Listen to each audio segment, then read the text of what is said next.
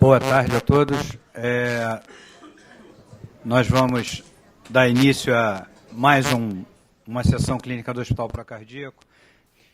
Na sexta-feira à tarde, no final da tarde, a gente está abrindo uma participação com os grandes rounds do Texas Heart Institute, que na realidade vai toda a quarta-feira, de 4 às 5 da tarde. Confere o horário, né, Antônio? De 4 às 5 da Sexta-feira, perdão, de 4 às 5 da tarde. Então, esse round é uma abertura de parceria que o Alexandre Siciliano conseguiu estabelecer, e a gente vai manter, então, provavelmente esse vai ser o início de algumas parcerias que a gente deve estender, inclusive, para intercâmbio da residência médica nos futuros anos. É em inglês e não tem tradução simultânea. Uma segunda atividade também, que esse ano passa a ser uma atividade regular, é uma sessão da Clínica de Cuidados Paliativos do hospital, que é coordenada pelo Dr. Felipe Guzman. Essa sessão ela vai ocorrer, e aí é um bom problema, por uma questão de horário, numa concomitância de sessões. Então, vai continuar ocorrendo a Sexta Consciência e vai ocorrer de meio-dia às 2 horas da tarde em uma outra sala, também na sexta-feira, a sessão de cuidados paliativos. Essa sessão ela vai ter transmissão simultânea com o Hospital Paulistano e o Hospital Samaritano de São Paulo.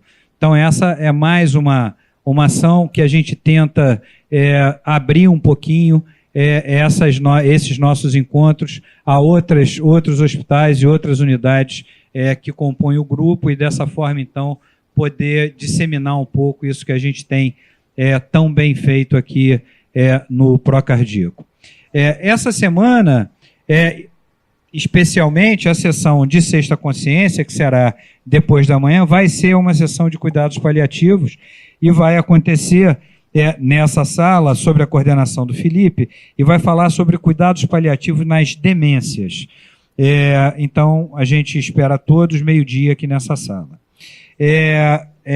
Antes de falar especificamente da sessão de hoje, eu já queria sinalizar a sessão da semana que vem, que é uma sessão que a gente faz em parceria com o Instituto Nacional de Cardiologia, e o Dr. Antônio Sérgio é quem viabiliza essas sessões conjuntas, e a quem eu já de antemão agradeço.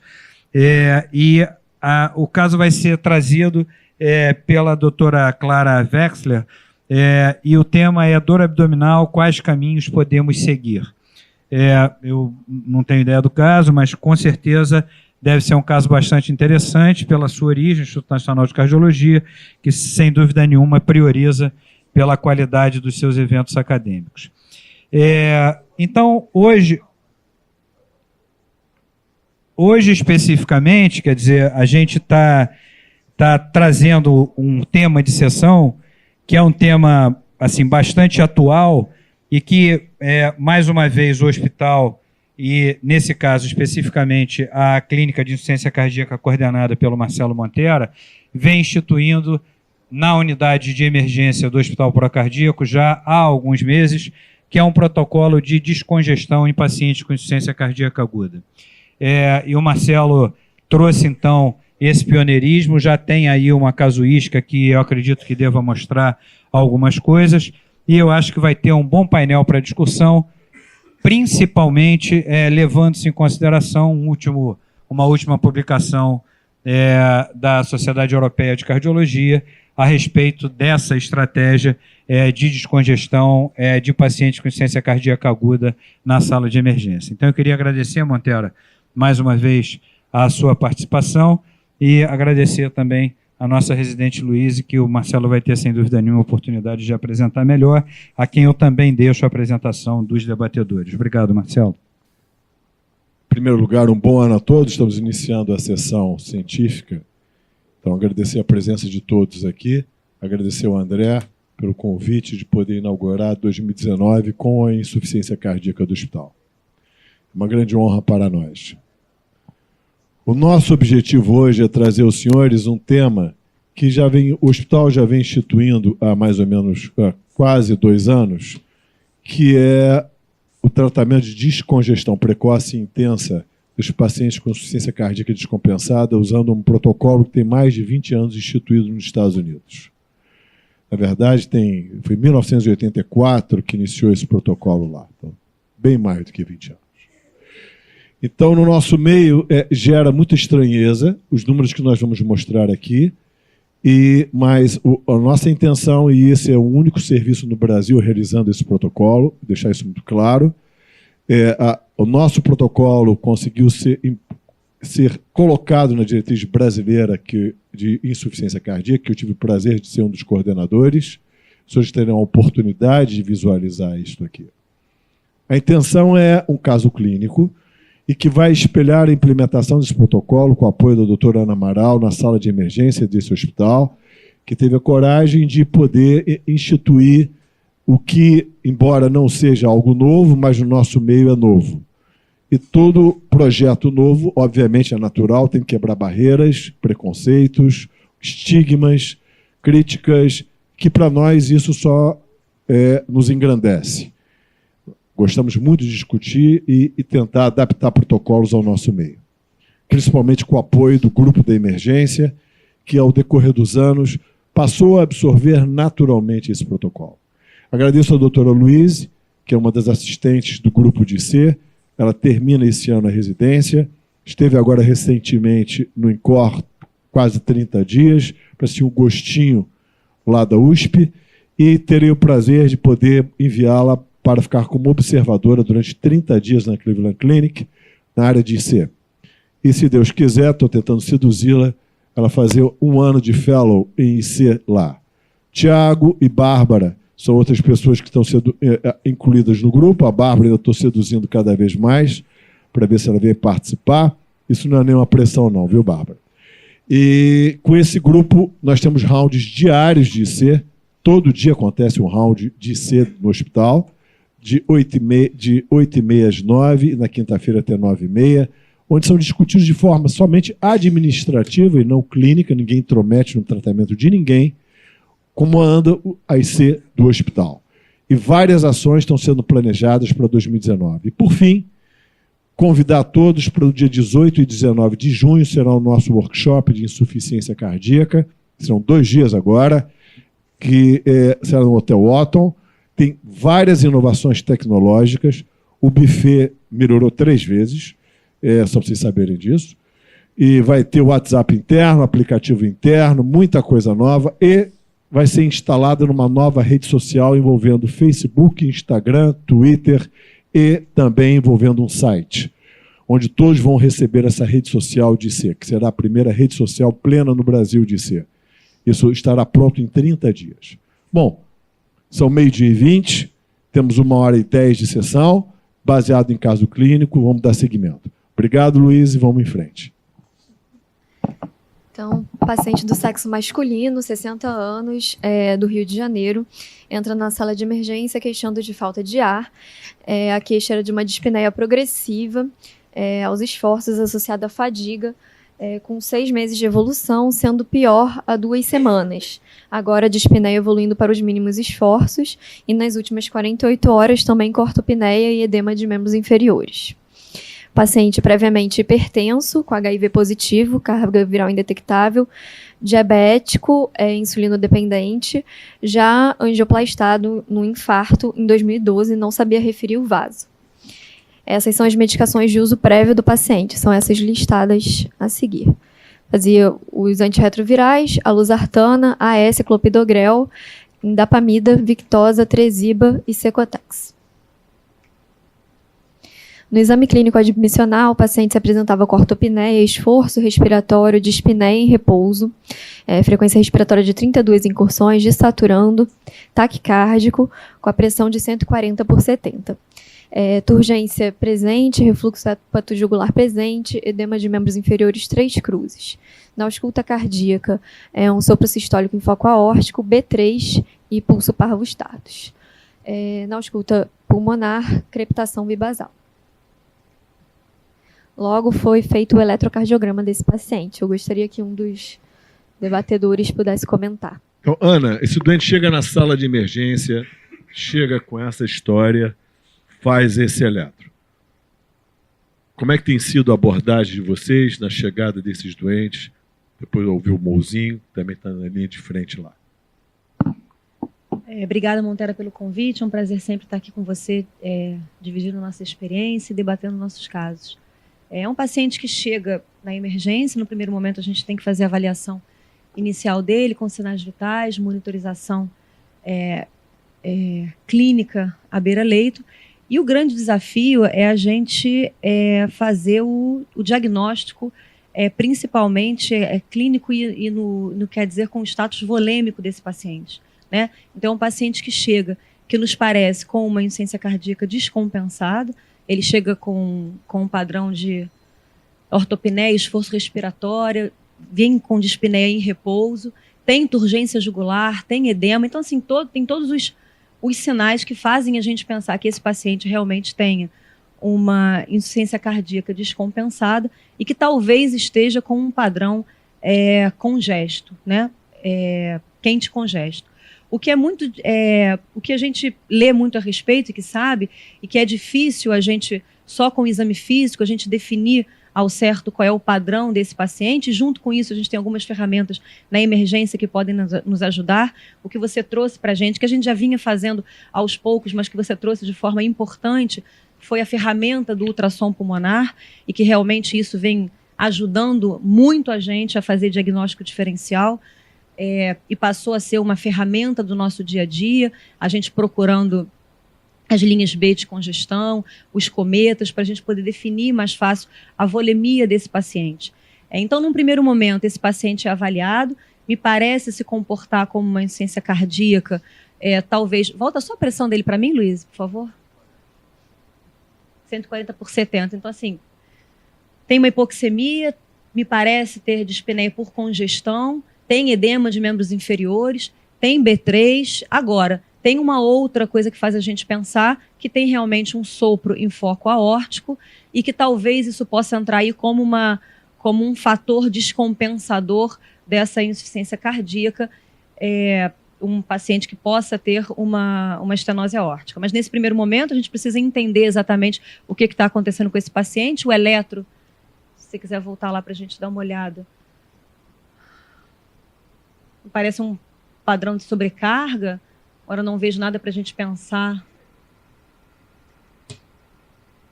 em isquemia assim, importante. É um ritmo sinusal e que me parece realmente um padrão ali de sobrecarga. Nesse primeiro momento, a gente precisa estabilizar esse doente, pensar numa insuficiência cardíaca, corroborar com outros exames. O ultrassom pulmonar poderia ajudar, assim como o BNP, assim como avaliar se tem turgência jugular. Acho que tem, né, no exame físico, já colocou. Enfim, no primeiro momento era isso. E aí talvez a gente avaliar esse paciente como um paciente para entrar no nosso protocolo de descongestão mais rápida. A gente precisa colocar os parâmetros clínicos dele, definir risco desse paciente. Esse paciente seria um candidato para entrar no nosso protocolo. Acredito que num primeiro momento, sim, para a gente tentar melhorar a parte clínica ventilatória, principalmente desse paciente. O paciente realizou também uma radiografia de tórax, ele não conseguiu ficar deitado por conta da ortopneia, então foi uma radiografia sentado. E tem um aumento da área cardíaca, derrame pleural bilateral e sinal de congestão pulmonar. Sim. Eu vou. Bom, primeiro, boa tarde a todos, colegas e amigos do eixo Rio-São Paulo, Hospital Procardíaco, Hospital Total Core, Baruzzi, grandes amigos de São Paulo. O meu comentário não é um comentário complementar ao de Ana Amaral, é um comentário apenas adicional.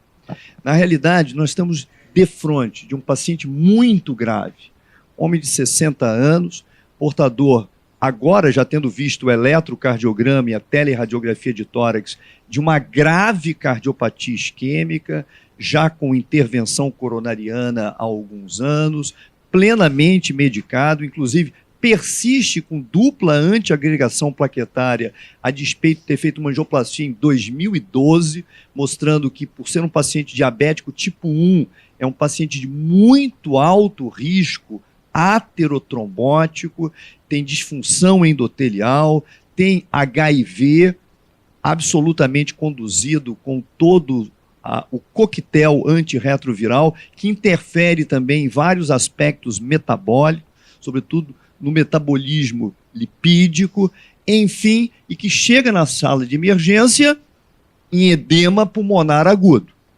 140 de sistólica, aparentemente uma boa perfusão, terceira bulha mostrando uma clara disfunção sistólica evidente, mas tem um aspecto fundamental nesse paciente. Embora o sopro sistólico não tenha sido esmiuçado, não foi colocado nem quantas cruzes em 6, mas tem um pulso periférico parvos tardos. Então, isso efetivamente confere a esse paciente estenose valvar aórtica grave. Se o padrão é absolutamente valvar, supravalvar, subvalvar, eu ainda não sei, mas eu imagino que seja aos 60 anos de idade. Quando a gente olha essa teleradiografia de tórax, aquele eletrocardiograma com retardo de condução pelo ramo esquerdo, ectopias ventriculares, sobrecarga de câmaras esquerdas, a gente pensa imediatamente que, além de uma insuficiência cardíaca descompensada, não absolutamente aguda, os sintomas e sinais começam a 6 meses, intensificam-se há 2 semanas, e nas últimas 48 horas a classe funcional é 4 do paciente, esse paciente tem esse contexto aterotrombótico, metabólico, mas me parece também ser portador de uma cardiopatia estrutural no plano valvar aórtico. E a teleradiografia de tórax mostra uma cardiomegalia global. Obviamente que o raio-x feito no leito, com todas as suas limitações, mas a gente tem que pensar que esse paciente seja um paciente portador de múltiplos fatores indutores da insuficiência cardíaca, mas que no modelo de apresentação, a sala de emergência, indubitavelmente, como Anda muito bem comentou, o padrão é quente e congesto. Então, efetivamente, a descongestão e os nossos protocolos, não somente nacionais, internacionais, mas sobretudo do nosso hospital, apontam nesse sentido. Eu só quero chamar a atenção do grau de gravidade desse paciente e do aspecto multifatorial da síndrome da insuficiência cardíaca. Não somente atribuível à cardiopatia isquêmica, ou exclusivamente. Foi dado prosseguimento aos exames complementares, foi feito também o laboratório. O laboratório que chama atenção é o BNP de 1910. Mozinho, juntando até agora, chegou o laboratório. Muda alguma coisa até agora no diagnóstico? Faz-te pensar em alguma outra coisa associada? Segue em frente só no tratamento da IC ou não? Tentando complementar alguma coisa que já foi dito, é um paciente com quadros muito característicos de insuficiência cardíaca, no modelo quente congesto, como foi falado. A congestão não é sinônimo de hipervolemia, mas esse paciente tem vários sinais de hipervolemia. A diretriz europeia, a última, ela dá bastante ênfase nisso, no modelo de insuficiência cardíaca aguda nova. O paciente não cursa com hipervolemia, mas tem congestão. Do crônico agudizado, que é o nosso caso, que é um paciente que cursa com grande hipervolemia. Então fica fácil da gente acertar, mesmo que probabilisticamente, que ele tem congestão, a despeito de todos os sinais clínicos. A radiografia corrobora isso, o BNP corrobora isso, e olhando para o laboratório, a gente tem transaminases aumentadas, que são compatíveis aí com uma congestão hepática, muito provavelmente esse paciente também apresenta. Uma PCR também um pouco aumentada, no que infecção disputa ali segunda causa mais comum de descompensação de insuficiência cardíaca, então acho que se impõe pesquisa de infecção, particularmente pneumonia, e os eletrólitos todos um pouquinho para baixo. A hiponatremia é comum pela hipervolemia, o magnésio baixo e potássio baixo, um paciente com função renal normal, além da descongestão com furosemida, eu já começaria espironolactona e corrigir esse magnésio também. Do ponto de vista de infecção, você investiga ou não nesse doente, nesse contexto, ou aguarda? Com certeza. Eu acho que a imagem urina investigar os principais focos de infecção numa emergência, pneumonia e infecção urinária. Ela não tem queixa abdominal, então a imagem do tórax, essa radiografia não vai definir, a gente precisa de uma tomografia e um exame de urina. Mas ele está ortopneico, eu não consigo deitar ele na tomografia. Eu estou te apertando mesmo. Isso é o mundo real. Ele não senta, ele está sentado, taquipneico, ortopneico, disfunção respiratório. Minha pergunta vamos só fazer diurético, aguardar melhorar, ou se você vai botar ele também no protocolo de sepsis e vai fazer, junto com o IC, o protocolo de sepsis? Essa é a pergunta do mundo real. Tá. A gente falou muito do diagnóstico sindrômico, a abordagem prática do paciente, além dos exames complementares que foram colocados, deitar no leito, monitorização, oxigenoterapia, é prioridade, oxigênio, número 1. Tá? Se não responde a saturação, não se eleva acima de 90%, não melhora padrão respiratório, está faltando uma gaso aí para a gente ver se tem acidose, a ventilação não invasiva seria um próximo passo a ser cumprido. Acho que essa é a prioridade máxima, enquanto a gente está pegando acesso e discutindo dose de diurético, que a gente vai falar mais à frente. Então, de fato, a tomografia não é para agora. Tá? Esse paciente precisa ser estabilizado. Começar antibiótico, não começaria agora, não. A gente tem pouco elemento. A gente precisa pesquisar essa infecção, mas acho que falta febre, tosse produtiva, falta mais sintomas de infecção para começar. É exatamente isso que eu ia te perguntar agora, que o doutor André trouxe isso, tem um trabalho da Europeia sobre procalcitonina. A pergunta essa inflamação decorre do quadro de edema provável, quase edema agudo, que pode deflagrar resposta inflamatória, porque o doente está com 140 sistólica. Então, isso permitiria aguardar, porque você vai entrar com diurético no doente ou não inflamado. Pediria ou não procalcitonina no nosso meio, ou seguimos em frente no tratamento da IC observando? Mundo real. De fato, a PCR ela não está muito elevada, mas na emergência isso ajuda pouco. No dia seguinte ela pode bater em 15, então a gente não sabe para onde é que ela está indo. Né? Uma PCR abaixo de 10 ela tem pouca especificidade para infecção bacteriana e a procalcitonina agrega valor nesse sentido. A gente acaba pedindo um pouco pela não cobertura de boa parte dos planos, mas uma procalcitonina aí aumentada ela favorece uma infecção bacteriana. Acho que ajuda sim, eu concordo. Acho que o comentário da procalcitonina é muito pertinente e talvez isso pudesse definir a introdução ou não de antibiótico desse paciente. Mas a gente precisa lembrar uma questão. Nesse momento, a gente não vai conseguir ter certeza absoluta se tudo isso é só de uma insuficiência cardíaca ou se tem realmente algum fator descompensador contribuindo para essa insuficiência cardíaca como uma infecção respiratória, que talvez fosse, se a gente tivesse que apostar num quadro infeccioso, talvez fosse o mais importante nessa situação.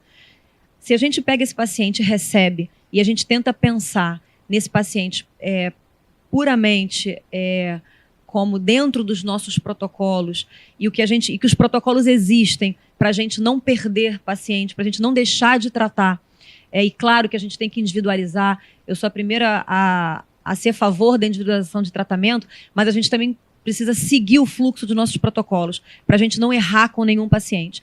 A gente prescrever um antibiótico e depois a gente tendo a certeza de que, tendo uma garantia de que não se trata de nenhuma infecção, eu acho que é mais seguro do que a gente não deixar de fazer e talvez perder aquele tempo inicial onde a gente sabe que a gente tem um benefício importante do antibiótico. Então, se a gente pegar sinais e sintomas e sinais vitais desse paciente no início, a gente tem um paciente que tem frequência cardíaca elevada, um paciente que tem dispneia e tem hipoxemia. Essa hipoxemia entraria como uma disfunção orgânica para esse paciente no nosso protocolo. Então, se a gente for seguir via de regra o nosso protocolo, esse paciente entraria com necessidade de antibiótico terapia e por mais que mais lá para frente a gente conseguisse uma procalcitonina, conseguisse estabilizar para tomografar e visse realmente que não tinha evidência de nenhuma infecção, nem urinária, nem pulmonar, nem cutânea, seja a infecção que fosse, a gente suspenderia esse antibiótico. Luiz Antônio. O primeiro slide da história clínica. Bom, eu não quero polemizar em absoluto, mas eu quero sedimentar. Não, absolutamente. Eu quero sedimentar a minha visão clínica. HDA do paciente e HPP do paciente e tudo que ele possui na sua história clínica não o ensejam, neste momento, a um perfil epidemiológico de uma síndrome infecciosa, em absoluto.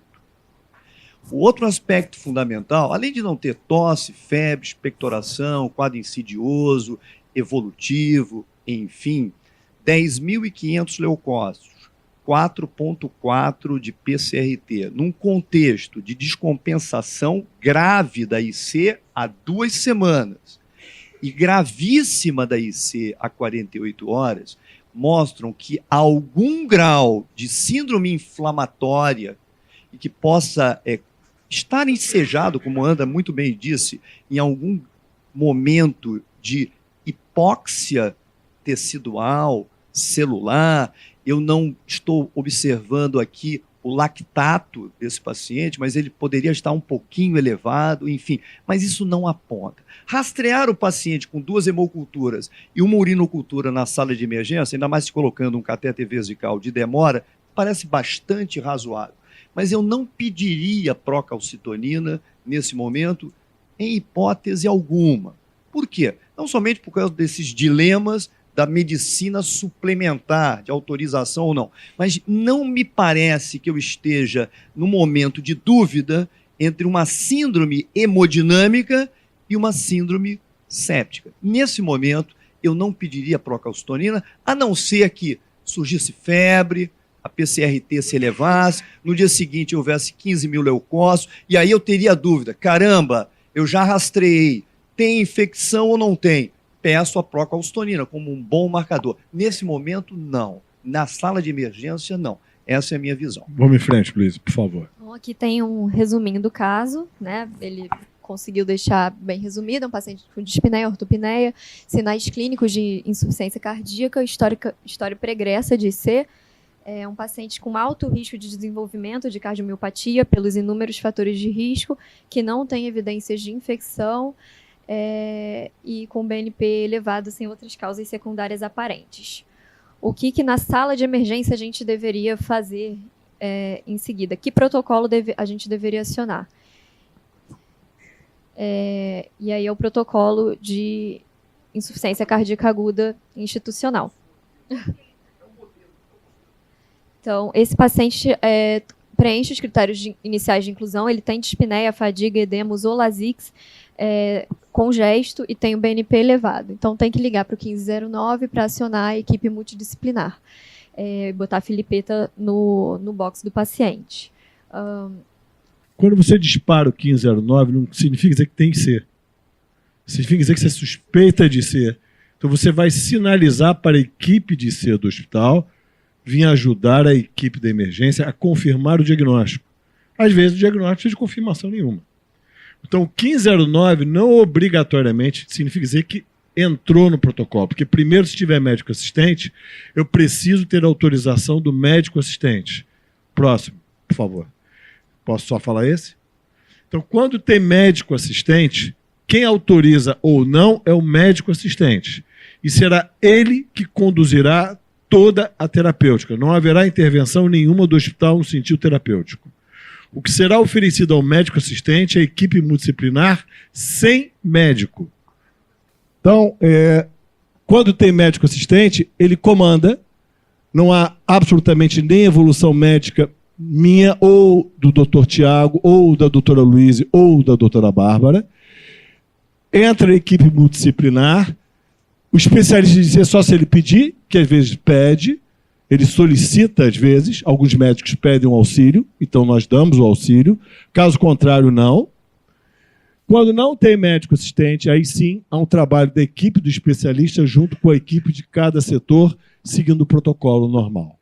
Então é assim que normalmente tem funcionado aqui no hospital, no último 1 ano e meio, em registro, em papeleta, que inclusive quando o paciente é admitido no protocolo, a JCI pede isso está escrito em todas as papeletas, com a autorização do médico assistente, entra no protocolo e está escrito na linha de baixo, o médico assistente será o responsável pelo controle terapêutico. As 3 papeletas de hoje está escrito isso, e há 1 ano e meio isso foi auditado pela JCI, e a JCI aprovou nessa auditoria todo o trabalho realizado há mais de 1 ano e meio.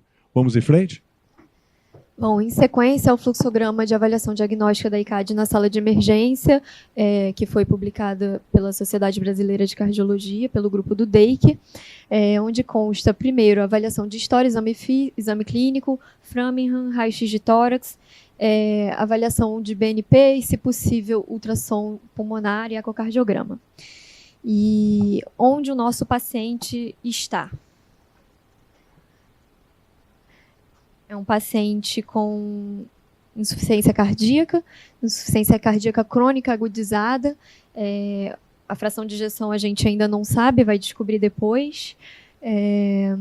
Com comorbidades, ele é hipertenso, diabético, ali saiu errado, que é diabetes tipo 1, coronariopata, num perfil quente congesto, e baseado no score ADER, score clínico, apesar de, como o Dr. Luiz Antônio falou, considerá-lo grave, ele se enquadra no baixo risco clínico e baixo risco ADER. Isso por conta dos parâmetros que estão ali do lado esquerdo da tela. Por ser uma IC crônica agudizada, perfil quente congesto, está com uma boa pressão, a frequência cardíaca está abaixo de 130, e com oxigênio-terapia houve elevação da saturação de oxigênio. Creatinina também abaixo de 2. BNP do nosso paciente é acima de 100, tá 1.860. Ele fez um ultrassom de tórax à beira-leito, que a gente vai mostrar mais para frente, com 45 linhas B, com derrame pleural, cava medindo 22, com variação, só que menor que 50%, PVC em torno de 18. E a gente avalia também veia femoral bem cheia, maior do que a artéria. Tiago. Então a gente está no corte paraesternal longitudinal, onde a gente está vendo o ventrículo esquerdo no eixo longo, na parte mais proximal o ventrículo direito é o trato de saída com a aorta aparecendo e o ato esquerdo. O que a gente vê aqui é que a função sistólica, ou seja, a diminuição, o encurtamento do ventrículo esquerdo está diminuído, e a gente vê uma alteração da parede septal com hiperrefringência, sinal de que já tem uma fibrose dessa parede septo anterior, uma hipocinesia dessa parede inferolateral também, e a gente vê que a movimentação da válvula aórtica, que devia estar diretamente aposta à parede da aorta, não está se apresentando. Então, esse corte que mostra um VE com uma disfunção provavelmente grave, com a cinesia septo anterior e hipocinesia da parede inferolateral, com diminuição da movimentação, lembrando que a gente não pode dizer só pelo eco que o doente tem estenose aórtica com a gravidade dele. A gente sabe que tem calcificação, mas não pode dizer a gravidade. A gravidade é dada pelo Doppler. Pode passar. Aqui a gente está vendo um eixo curto a nível médio. Então, eixo curto a nível médio, a cinesia da porção septal, a gente divide, pensa que o VD está aqui, a cinesia da porção septal e hipocinesia de todos os segmentos com provável disfunção grave do ventrículo esquerdo.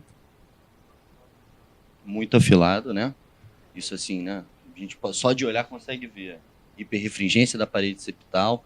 Aqui a parede septo inferior também com hiperrefringência, mostrando provável fibrose e diminuição da contratilidade no corte apical 4 câmaras. Esse é um corte subcostal também mostrando aumento do VE. O septo interatrial está íntegro e a válvula mitral está normal. Mais um. Bem aumentado, bem aumentado. Aqui a gente está pegando um eixo curto a nível da válvula aórtica, mostrando a intensa calcificação e diminuição da abertura da válvula aórtica. Lembrando que a gente pode dizer que tem calcificação, mas que a estenose aórtica só pode ser dada a gravidade dela pelos gradientes e pela área valvar, que é contabilizada, que é exatamente isso que estamos fazendo aqui. O gradiente ali, você vê que não atinge os volumes máximos, que seria mais ou menos com um gradiente médio de 40 e um gradiente máximo de 64. Apesar disso, a movimentação da válvula e o cálculo da área valvar provavelmente vão sugerir que a área valvar é pequena. Então a gente tem uma estenose aórtica grave com low flow, low gradient, né, com diminuição do fluxo e do gradiente devido à disfunção do ventrículo esquerdo. Aqui só mostrando a disfunção diastólica, com padrão de disfunção diastólica grau 2, um TAP se diminuindo, mostrando que o doente também tem disfunção do ventrículo direito. PSAP estimado em 46, provavelmente com a cava cheia, a gente daria mais 15 milímetros da pressão do ato direito, então uma pressão da sistólica da artéria pulmonar de 60. E agora a gente tinha ficado devendo a imagem do ultrassom pulmonar do paciente, essa que está na tela. Paciente ao todo, contabilizando todas as áreas onde a gente faz a medição, tinha 45 linhas B, que são os cometas, as caudas de cometa. Só para informar, até 15 é considerado leve, entre 15 e 25 é moderado, acima de 25 é congestão importante. Tinha 45 cometas. Esse exame é muito bom, porque se não tivesse cometa nenhum, já pensaria imediatamente numa pneumonia, por exemplo. Além de, com esse ultrassom à beira-leito, avaliar os cometas, é avaliado também a punção venosa central através do ponto de colapso de veia jugular direita. A medida desse paciente foi 18 centímetros. Prossegue-se com a avaliação também de veia femoral, para avaliar a congestão mesentérica. Que a gente vê a orelha do Mickey ali, e nesse caso a veia está maior do que a artéria. Lá direito. Está maior do que a artéria e não tá sendo compressível. A gente está comprimindo e não está fechando. Doutor Evandro. Eu acho que a gente está tendo uma mudança do ponto de vista do cuidado da insuficiência cardíaca aguda, e Ana e Mozinho, a emergência do procardíaco à frente, não é? É claro que toda vez que a gente promove disrupção, a gente vai ter, obviamente, que transformar calor em luz, não é?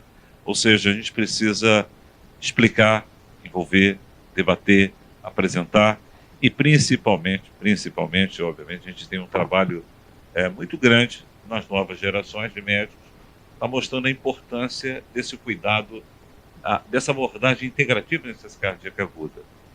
O DEI que esse ano, em Fortaleza, nós vamos ter o primeiro Congresso Brasileiro de Insuficiência Cardíaca Aguda, muito inspirado pelo trabalho que o Montera vem fazendo ao longo do tempo, trazendo essa tecnologia de beira-leito incorporado aos novos cardiologistas. Então, quando o Dr. Brownwood coloca que o quinto pilar do exame clínico é a ecocardiografia, e quando o Tiago demonstra a importância disso, e você, Luísa, mostra que a gente pode fazer um exame clínico, que o Marcelo vem semeando isso dentro do hospital, e a gente poder calcular a volemia, não é? Então, hoje tem métodos equações matemáticas que você consegue ver, inclusive, a volemia ampliada, além de técnicas nucleares. Então, hoje, existem fórmulas validadas, apresentadas recentemente no Journal Cardiac Failure, que você, com hematócrito, parâmetros de idade e sexo, você consegue estimar com muita segurança a hipervolemia. Então, esse é um paciente que vocês estão fazendo aquilo que é o estado da arte. Nessa diretriz do DEI, que nós não incorporamos a procalcitonina, mas como nós já tivemos aqui a honra no procardíaco de incorporar na síndrome de insuficiência cardíaca aguda, o BNP, depois fazemos isso com a troponina, depois olhamos o dedímero, quais populações se beneficiam do dedímero, e agora a procalcitonina chegando como a próxima biomarcador, e a diretriz europeia recomenda para todos, isso é uma coisa importante. Nós, na diretriz do DEI, que nós fomos econômicos pelo aspecto brasileiro, e ainda precisa mais pesquisas em relação a isso, porque tem um custo a procalcitonina. Mas, com certeza, eu queria te parabenizar pela beleza de a gente saber a medicina de precisão, a cardiologia de precisão, do que a gente precisa fazer com os doentes. Eu acho que o caso está muito bem explicado em relação à questão da congestão, mas o que eu acho que alguns já colocaram, que eu acho que vale a pena a gente colocar em pauta de novo, frente principalmente, a dificuldade do exame clínico da gente poder quantificar a questão da congestão.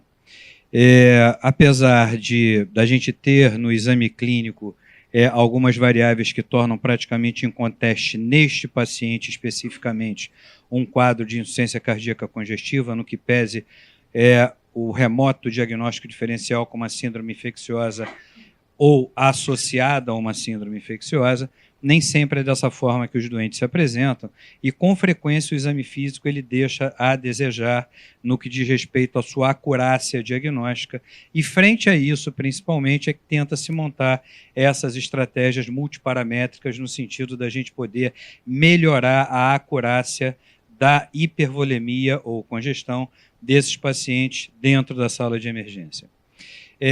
Infelizmente, quer dizer, o que os dados mostram é que, apesar da turgência jugular eventualmente poder ser, talvez, um bom parâmetro clínico, e aqui eu falo bom porque nenhum deles é ótimo, bom parâmetro clínico para poder elevar essa suspeita de insuficiência cardíaca aguda, mesmo assim, a gente acaba tendo que lançar mão, na enorme maioria dos pacientes, de métodos complementares. O BNP, naturalmente, a gente já há alguns anos tem uma grande experiência com ele, sabe da enorme valia dele, principalmente para excluir esses pacientes com insuficiência cardíaca aguda.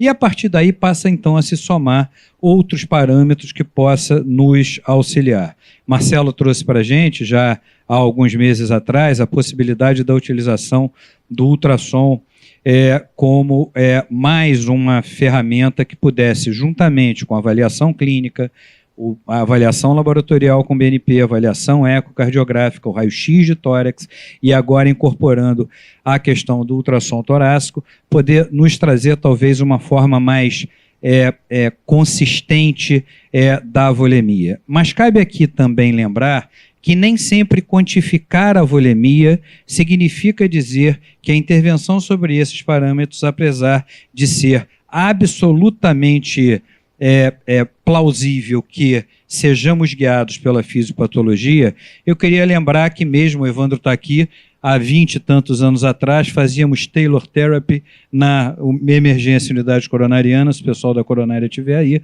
basicamente que era a tal da terapia do alfaiate, que a gente monitorizava o paciente com catéter de Swan-Ganz, fazia diurético, fazia vasodilatador, fazia não sei o quê, e depois tirava aquilo tudo e achava que se o doente saísse dali tomando Lasix pela boca ou vasodilatador ia ser a mesma coisa, e o que todos esses estudos mostraram é que as intervenções parametrizadas por essas estratégias não tiveram impacto sobre desfecho clínico, apesar de retratar, sem dúvida nenhuma, uma maior estabilidade hemodinâmica desses pacientes. Então é lógico que todas essas estratégias, elas agregam no sentido de nos orientar volemia, mas elas ainda carecem que a gente possa prová-las do ponto de vista de desfecho clínico. Eu não estou falando, mais uma vez, exatamente desse paciente, mas trazendo a dificuldade que é da gente vencer o desafio do diagnóstico da hiper ou da euvolemia dentro da sala de emergência. Obrigado.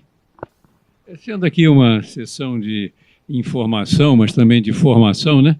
A médicos residentes e a médicos que não são especialistas, eu gostaria de uma palavrinha maior sobre a questão do ultrassom do pulmonar. Quais são os dados que se obtém, além de 15 ou 25 cometas? O que é isso?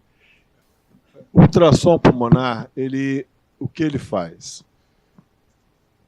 Quando ele conta uma heterogeneidade no tecido pulmonar, ou seja, não mais ar, e sim presença ou de fibrose, ou de confluência alveolar, ou de secreção, ou consolidação, ou ar em demasia, no caso, pneumotórax, ou líquido, ele reflete.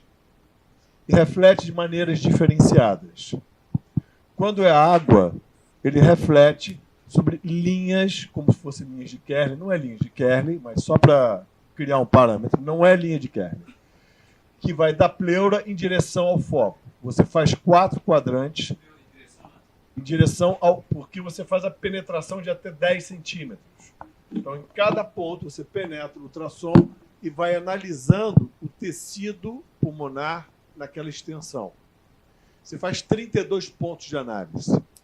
São 4 quadrantes, 8 em cada quadrante, e vai somando o número de linhas B que podem ser fixas ou móveis. Você tem uma outra que é por confluência, que fica uma bola branca saindo, parece um meteorito, que é o comum para pneumonias ou para telectasias.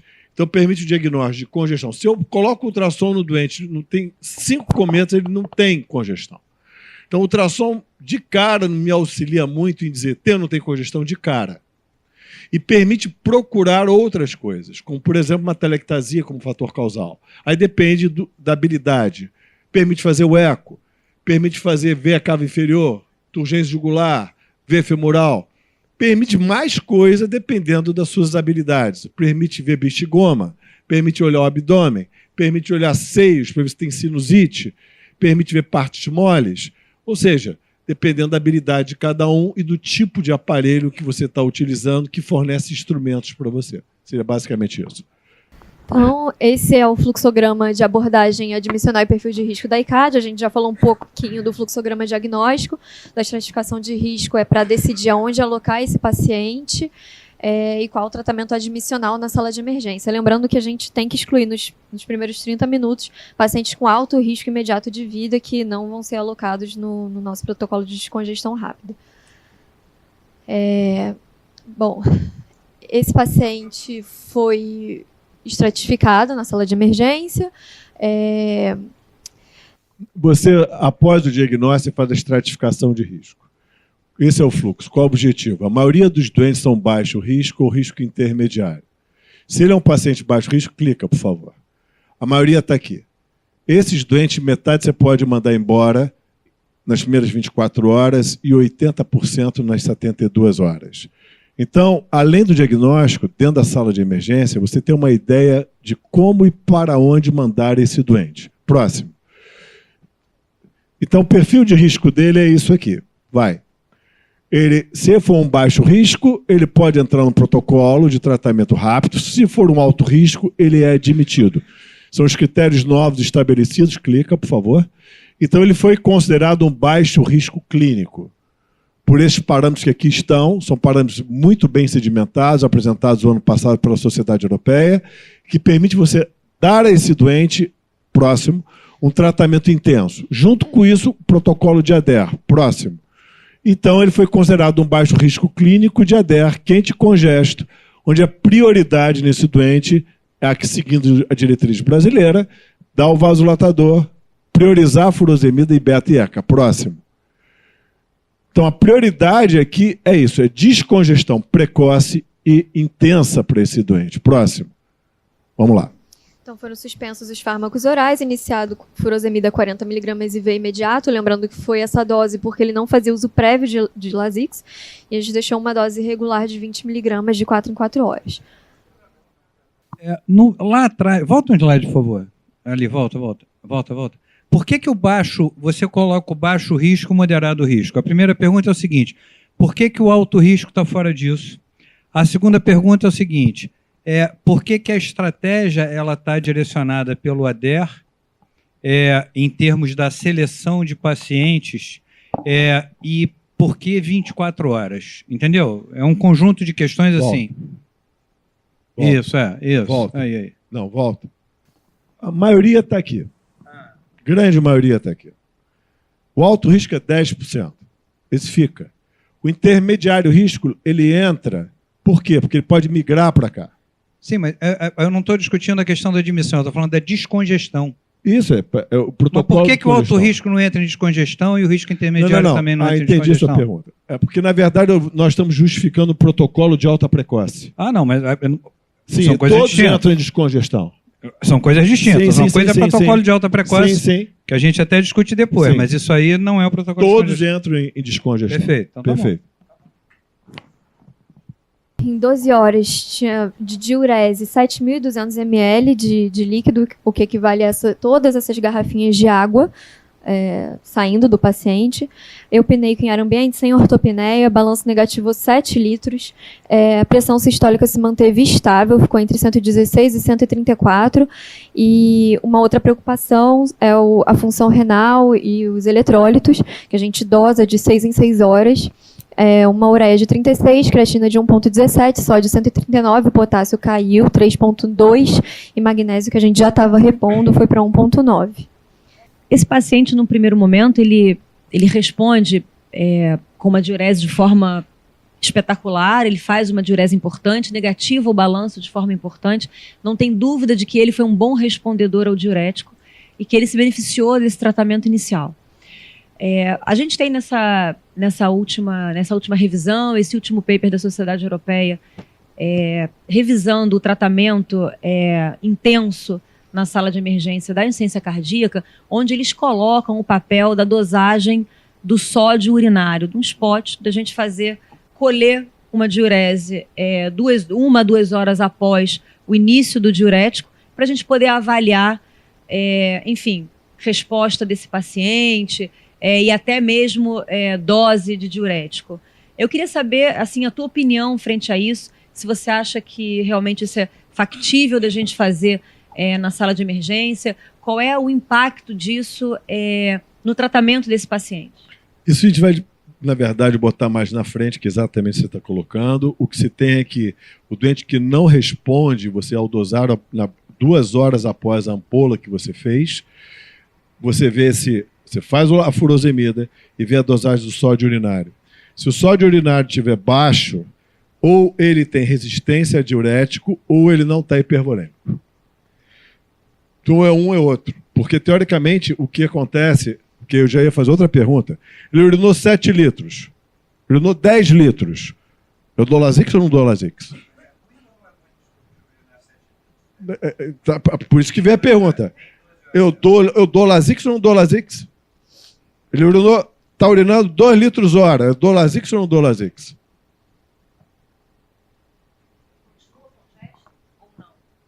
Assim, porque a questão é que existe algo não escrito no meio clínico, não escrito, que não, o dedo está urinando bem. Para que eu vou dar diurético? A pergunta é muito clara. O Lasix, depois eu vou... Tudo isso nós já estamos adiantando que vai vir lá na frente. O Lasix elimina sódio, ele não elimina água. E para ele fazer esse papel, eu tenho que ter sódio, albumina, pressão e não ter hipertrofia do néfron. Enquanto ele estiver urinando com Lasix, é porque ele tem sódio, água, pressão e albumina para isso. Porque respondendo o que o André falou, quando isso começar, a angiotensina que ele libera, porque está liberando a G2, vai começar a modular ele. Então, enquanto ele estiver urinando, eu dou uma ampola, ele urina 2 litros, repito a ampola, mais 2 litros, repito a ampola, mais 2 litros, é porque tem sódio, albumina, pressão e glomérulo para isso. Porque quando não tiver, ele vai cair para 1 litro. Ele já vai te avisar. Entendeu?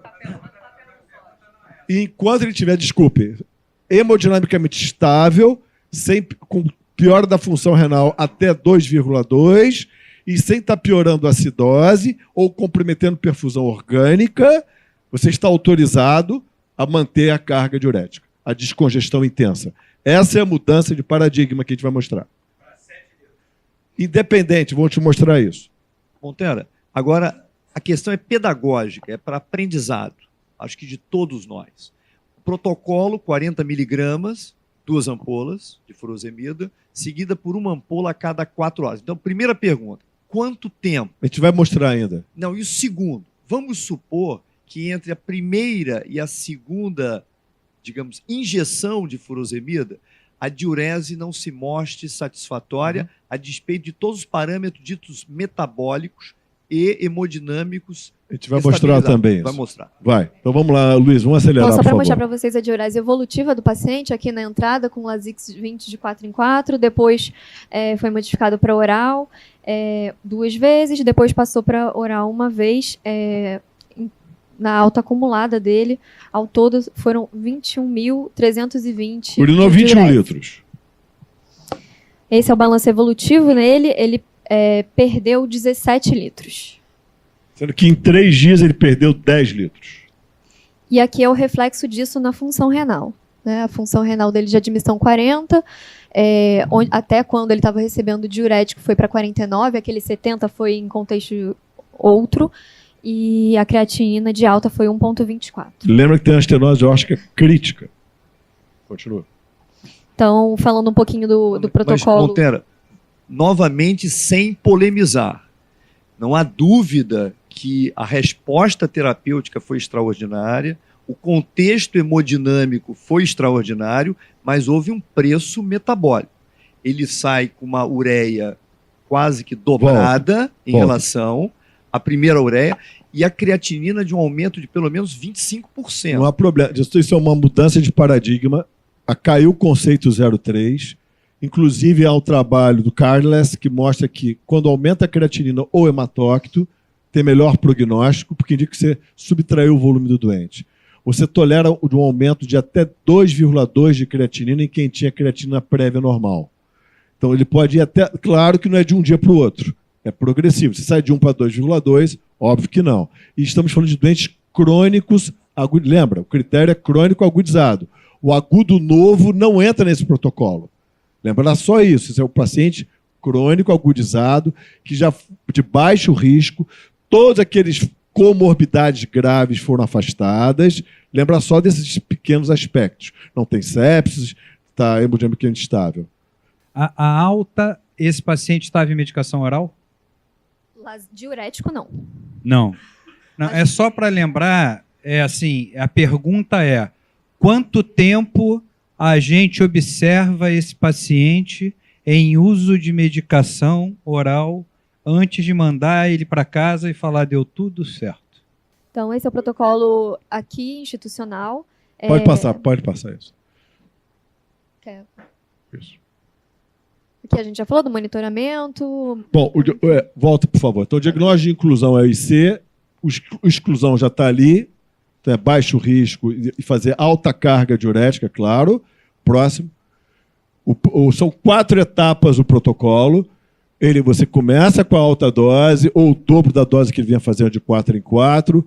Se, apesar disso, não responder, aí você associa hidrocloro 3 horas antes da dose diurética, é o pico de ação dela, é 3 horas para fazer efeito. A espironolactona leva 48 horas para fazer efeito. Repõe sódio, esse é protocolo nosso. Tem vários protocolos de reposição de sódio. Nós temos a opção por esse protocolo, 4 horas para fazer 7,5%, visando um sódio acima de 132. Monitoramento intenso, tem que ter monitoramento intenso para garantir a segurança do paciente. Ajuste da terapêutica oral depois que ele descongestionou e não precisa dar alta, como era preconizado antes, 48 horas com terapêutica oral maximizada ou otimizada. Não é mais necessário isso. É 24 horas depois que você sai do venoso, inicia a terapêutica oral, 24 horas estável, sem hipotensão postural, você está indicado que pode dar alta com segurança. O que isso redundou? Começa a mostrar os resultados. Agora, esses são os alvos, já falamos. Esses são os... Desculpa, Claro, para acelerar. Só lembrar que olha a idade dos pacientes. 80 anos, mais ou menos 9,8. Só esse pequeno. Posso te fazer Claro. uma pergunta em relação a essa questão do que a gente está falando sobre a alta do paciente e talvez assim o preparo da alta desse paciente. A gente sabe que 24 horas após ele com medicação oral estável, a gente pode pensar em liberá-lo do hospital, em dar alta hospitalar. Mas eu acho que talvez tão difícil quanto a avaliação inicial desse paciente, para a gente poder definir o status volêmico desse paciente, assim como na chegada dele, acredito que no momento da alta a gente também tenha essa dificuldade da gente saber se esse paciente, se ele realmente está clinicamente estável e está realmente euvolêmico para poder ir para casa com essa segurança e não recorrer em readmissão de insuficiência cardíaca. A gente sabe que na literatura a gente tem números que mostram para a gente essa dificuldade da liberação do paciente e um percentual elevado de retorno. Eu sei que no nosso grupo a gente tem uma resposta muito positiva, eu já vi os números com você, a gente não tem retorno desses pacientes, mas eu gostaria de talvez que você ou mostrasse ou passasse para a gente os parâmetros que são levados em consideração para a gente poder liberar esses pacientes. Porque na literatura eles mostram uma série de parâmetros. Urgência jugular, o BNP, o eco que ajuda no Doppler tecidual, comparando a onda pulmonar, sistólica e diastólica, enfim, diversos parâmetros clínicos que talvez fossem usados como ferramenta para alta. Eu gostaria que você passasse para a gente e para o grupo o que a insuficiência cardíaca está usando para isso. São duas coisas. Primeiro, não é mais necessário estar volêmico para alta. Você tem que estar numa condição volêmica de segurança. O que você não pode é ganhar volemia internado. Então, se você tiver esses parâmetros que aqui estão, frequência cardíaca abaixo de 100, frequência respiratória abaixo de 22, saturando em ar ambiente, sem esforço respiratório, sem hipotensão postural, sem derrame pleural importante, você pode liberar o doente. Próximo. Só que não é só liberar o doente. Perdão. Não é só liberar o doente. Volta. O doente tem que ir ao médico dele em até 7 dias com o exame laboratorial. Esse é o ponto. Ele precisa procurar uma reavaliação em até 7 dias. Com isto... Próximo. Essa parametrização aí, de onde ela vem? Isso vem desde 1984 em estudos de avaliação, que não trouxe aqui das unidades observacionais de IC, mas e que validaram com terapia isso. de descongestão desta forma? Isso é que eles dão alta em 24 horas com isso. Não, eu estou chamando a atenção disso pelo seguinte, porque mais uma vez, resgatando o estudo, a publicação da Sociedade Europeia, ela se prende nessa avaliação multiparamétrica que a Ana falou, tanto para fazer a avaliação inicial, como para propor a alta hospitalar. Uhum. Isso está muito claro lá para eles colocam exatamente, se reporte ao quadro número 1, que é justamente onde ele avalia, nenhuma congestão, leve, moderada ou alta congestão. A pergunta é, por que nós não utilizamos essa avaliação multiparamétrica que, teoricamente, poderia ter uma acurácia maior? Poderia ter uma acurácia maior. Porque o que você está colocando que é pertinente é diferente do que nós estamos colocando. O que a Europeia colocou não é esse protocolo, é para o paciente que interna. Então, esse é o protocolo de unidade observacional de IC. Se o paciente interna, é diferente. Ele é considerado um paciente mais grave. Quando você coloca o paciente em protocolo observacional de IC, você estima que 60% a 80% desses doentes, não é isso que esse cara na unidade observacional, então ele vai embora antes das 24 horas. Exato, então ele vai sem adequação de medicação oral. A adequação da medicação oral é para quem interna. Eu não entendo. Você entendeu a diferença? Eu não entendi. Então, eu vou explicar. Dentro da Sociedade Europeia, existem 2 vias dentro do guideline dela. Volta lá para aquele perfil de risco. Esse grupo aqui, 50% pode ter alta em 24 horas, que é o Day Clinic, tem no INCOR, ou unidade observacional de C. Entendeu? Se ele interna, quem interna? Próximo. Esse grupo aqui é o que interna. Aí é o parâmetro que você está certo. Entendeu? Esse aqui não. É diferente. Aqui é fast track. Eu consigo dar alta com segurança precoce. Essa é a mudança de paradigma. Você consegue dar alta com segurança, seguindo aqueles parâmetros, sem aumentar a reinternação, sem fragilizar o seu doente, sem colocar ele em risco. Essa é a validação e a mudança de paradigma. A gente mantinha essas pessoas internadas. Olha a segurança. 1/3 só desenvolve para-efeito e com baixos índices de para-efeito. Próximo. Então, foi definido que a estenose aórtica é importante. Próximo. Tem que acelerar, que tem 7 minutos. Juliana, ela acabou saindo, né? Por causa da hora. A ressonância mostra uma estenose aórtica grave, confirma os achados do ecocardiograma. O grau de disfunção. Foi feito um mapeamento aqui do corte de válvula aórtica. Próximo. Tem realce tardio compatível com a área de infarto prévia dele. Tem área com viabilidade, área sem viabilidade. Nada com aspecto novo. Aqui foi medido a área valvar e bateu 0,6 de área. O paciente também fez uma coronariografia, não contraindicava a TAV, mostrava uma aorta horizontalizada, o stent estava pérvio, não tinha nenhuma lesão aguda. Foi 29% a fração de ejeção de VE e de VD 36%. Score de risco pré-operatório foi realizado, deu um Euroscore de 3,45, STS 2,9. Claro. E agora, o que fazer nesse paciente? Né? Troca valvar órtica percutânea, cirúrgica ou tratamento clínico. Isso a gente vai pular, porque não é o foco da questão. Aqui é o guideline da American Heart. Como ele é um baixo risco, é tratamento cirúrgico. Tratamento cirúrgico. Pela diretriz brasileira também. Um A, um A, um B, cirurgia, troca de válvula. Não foi TAV. Fez, então, a troca de válvula aórtica. Essa é a radiografia dele, a última que ele fez aqui no hospital. E esse é o ecocardiograma de alta com melhora da disfunção. Próximo. Vai. O respaldo de literatura. Então, agora a gente chega na parte que eu Final, acho que 5 minutinhos. que a maior parte das pessoas vieram para ver, que primeiro, em relação à monitorização, a gente vai falar primeiro da diretriz brasileira. A monitorização tem que ser intensa, balanço hídrico a cada 6 horas, o laboratório também a cada 6 horas. Posso. Aqui é da europeia que saiu nova, que mostra que a gente tem que fazer função renal, eletrólitos, eco, tudo nas primeiras 6 horas, chamando tudo nas primeiras 6 horas. Aqui são os instrumentos que tem de monitorização da IC,